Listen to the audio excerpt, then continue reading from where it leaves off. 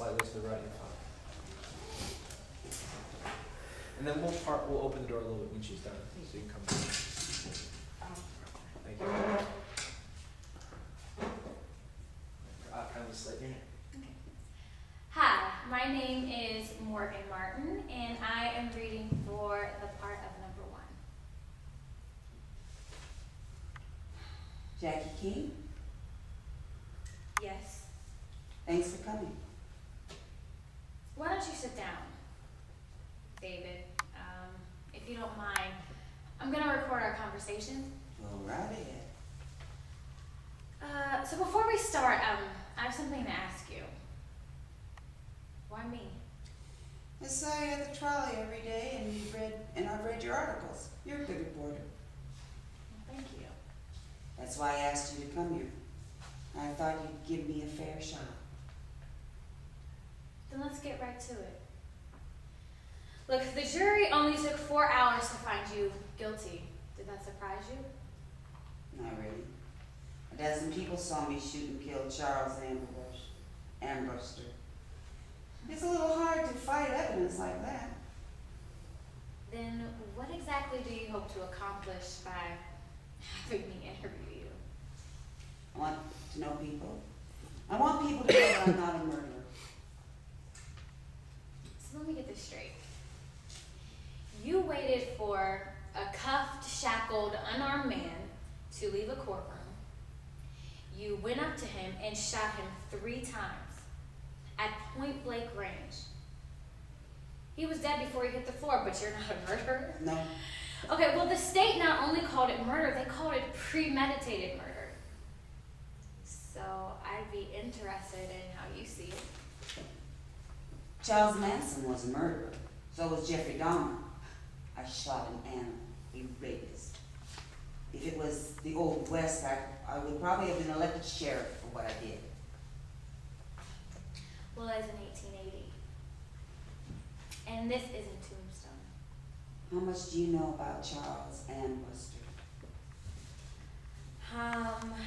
He was convicted of 6 felony assaults and rapes. He's been in jail more than he's been out. Did you know that the state classified him as an habitual criminal? But they still let him out? That he is the main suspect in 7 other rapes, in which 2 of the victims were killed? But that was never brought up on charges because of lack of evidence. No, I didn't. Yeah, well, we weren't allowed to bring any of that up at trial. A human doesn't act like he did. I just put him out of everyone else's misery. But according to the law, the man had rights, so he can do that. Huh. You want to talk about rights? How about my sister's right? My sister was beautiful, talented, happy. Then he abducted my sister, raped her, beat the crap out of her, and then dumped her body out of his van on the side of the road under the assumption she was dead. I know. I was at the trial. But she ID'd the van, picked Armbuster out of the lineup. He was going to go to the jail. So what? That's not good enough. Do you know he winked and smiled at my sister at the indictment? His going to jail wasn't going to start to pay back what he did to her. Did what you do to Armbuster heal her? Is she okay now? No, She's under a doctor's care and not doing well. Yeah, I was at the trial. I remember. Look, I can't start to imagine what she went through or what your family is going through, but I can't condone vigilantism either. It's not like I do this every day. I didn't say you did, but do you know how many horrible crimes happen to people just as innocent as your sister? I don't need a lesson on how Well, bad maybe society you is. do. Because you can't kill everyone who wrongs you. And I can't write an editorial on how your killing of a rapist is a good thing. You took another's life. And for all intents and purposes, he took hers. You're right. He did. And now your family has to suffer 2 losses. Your sister's and yours. They all really need your support, but you won't be there to give it. Do you realize what you've done and where you're going? Miss King, look at these, huh?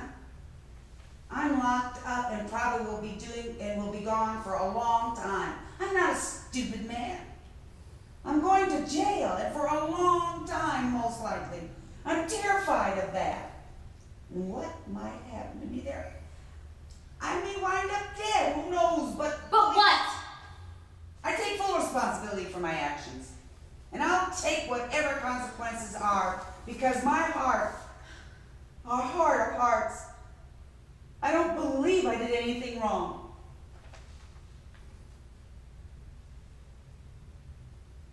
I believe you.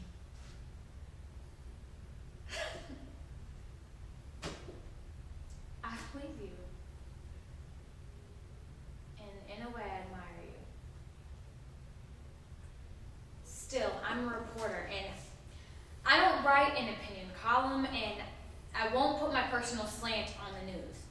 I just write it. Oh, so you won't, so you're not going to interview me, huh? I didn't say that. Right now, you're the news. And an interviewer will sell papers. But we have to do it soon. The trial's over, and the reality is, in a couple of weeks, nobody's going to remember you. Your 15 minutes are up. It's a little cold. Just the way it is. No. You should know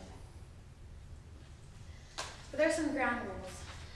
What? Like I said, I won't send a story. I won't editorialize it. I will try and get comments from it, from the DA, the police, whoever I need to round out the story. This story won't be a soapbox for you. Can you live with that? I suppose. You better be sure, because it's not open for negotiation. I just want to be heard. You will be.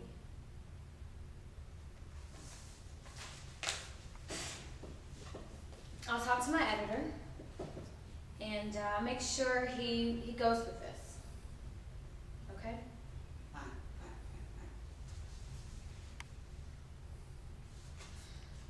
But I will tell you something. Off the record. What? If I had been in your place, I very well